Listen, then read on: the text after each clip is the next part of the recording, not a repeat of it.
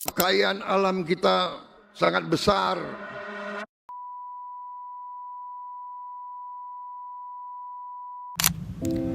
Kita sudah sering mendengar narasi kalau Indonesia adalah negara yang kaya akan sumber daya alam. Potensi hasil buminya mengalir deras dari Sabang sampai Merauke, dari ladang minyak di Sumatera sampai tambang emas di Papua, mengisi pundi-pundi kekayaan negara. Tapi ironisnya, jutaan orang Indonesia justru masih terbelenggu dalam jerat kemiskinan struktural, terjebak dalam siklus lingkaran setan yang terus berulang. Bekerja setengah mati setiap hari hanya untuk sesuap nasi, dan negara seakan tidak peduli dengan mereka. Alih-alih meningkatkan mutu pendidikan, anggaran nasional malah dihabiskan untuk program yang tidak jelas arahnya.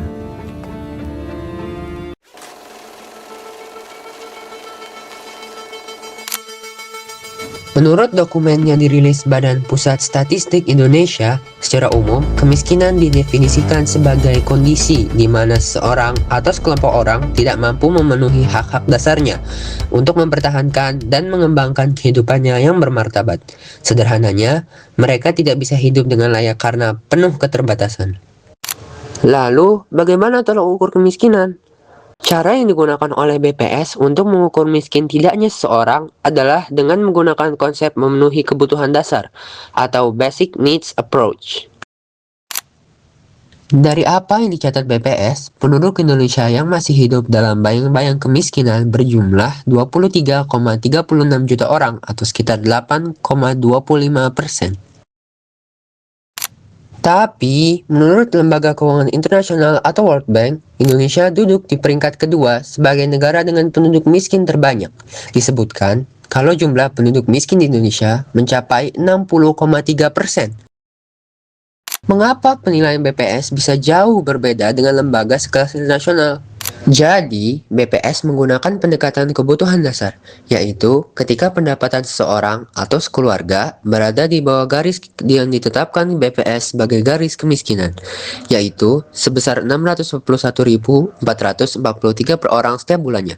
Jadi, menurut BPS, kalau dalam sehari pendapatan atau pengeluaran seseorang di bawah 21.381 per hari, maka ia termasuk sebagai orang miskin. Bagaimana World Bank mengukur kemiskinan di Indonesia? World Bank menggunakan paritas daya beli, yaitu metode untuk membandingkan kemampuan masyarakat di berbagai negara dalam membeli barang dan jasa berdasarkan perbedaan harga dan biaya hidup di masing-masing negara. Sederhananya, standar hidup di tiap negara berbeda-beda, makanya harus disesuaikan. Oleh karena itu, paritas daya beli membagi pendapatan negara menjadi 4, dan Indonesia masuk sebagai negara dengan pendapatan menengah ke atas. Tapi, dibandingkan negara berpendapatan menengah ke atas lainnya, standar World Bank terlalu tinggi untuk Indonesia, sehingga jumlah penduduk yang World Bank kategorikan sebagai orang miskin meledak. Meski sebetulnya, banyak yang masih bisa hidup layak dengan standar hidup di Indonesia.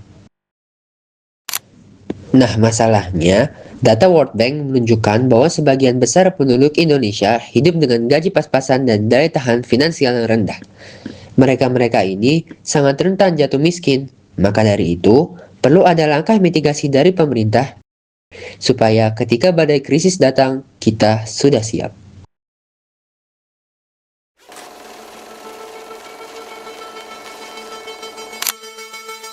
Menurut Amartya Sen, ekonom peraih Nobel, kemiskinan bukan hanya tentang kekurangan uang, tetapi juga tentang kehilangnya kemampuan seseorang untuk menjalani kehidupan yang layak.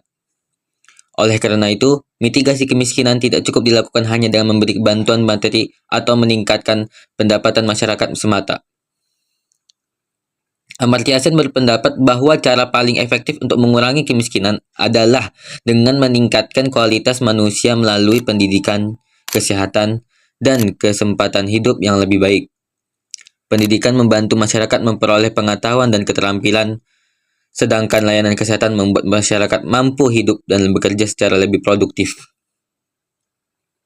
Selain itu, pemerintah juga perlu membuka lapangan pekerjaan, menjamin akses terhadap layanan publik, serta memberikan kebebasan bagi masyarakat untuk berkembang.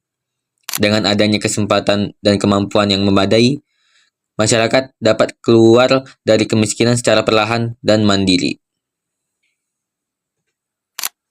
Melalui pandangannya tersebut, Amartya Sen menekankan bahwa pembangunan manusia merupakan kunci utama dalam mitigasi kemiskinan.